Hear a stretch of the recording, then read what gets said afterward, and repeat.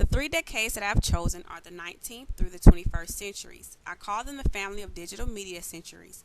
The three decades were chosen because not only do these decades interest me as it relates to technology, but they are also the centuries that intimately relates to where the world is today and to my field of work, educational technology. During the 19th century, the years 1980 through 1989, there were a substantial amount of technological advances that took place. The birth of the personal computers were introduced, along with CD-ROMs and 3D video games, all which are used simultaneously in the field of education.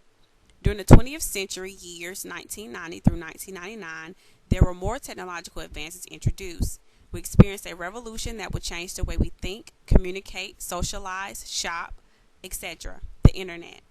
You would think that there could possibly be nothing more important or have an impact on the world like the Internet. However, when you think that it is over, the high-tech cell phones are introduced. Internet, it has changed the way we think and communicate.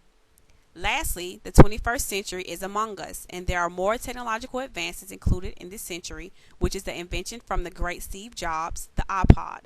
Other technological advances included the invention of video streaming like YouTube and audio streaming such as podcasts.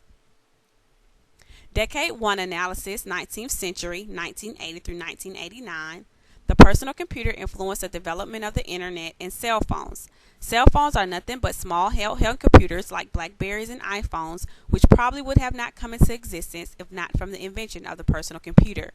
Besides personal computers and their influence on the Internet, it also influenced and played a major role in computer-assisted instruction.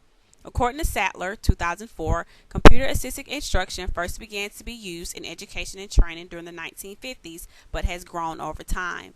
Computer-assisted technology is a key factor in today's world because it's the type of instruction that now, Walden University. The third wave from Toffler's wave is a component in my timeline that has influenced the development of this decade as well. The third wave can be traced to a wide range of new technologies moving into our lives. Toffler, 1980. Decade 2 analysis, 20th century, years 1990 through 1999. The growth of the Internet grows exponentially during this time and influences other factors in the timeline.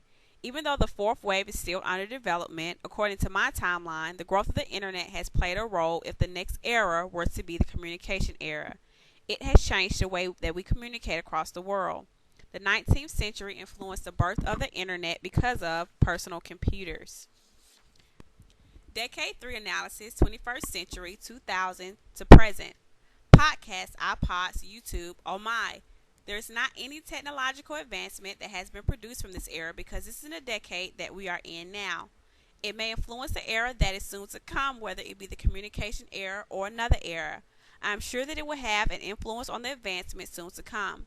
The other items in the timeline that influence the development of the new technologies for this decade are the technological advances from all Toffler's wave along with other decade advances.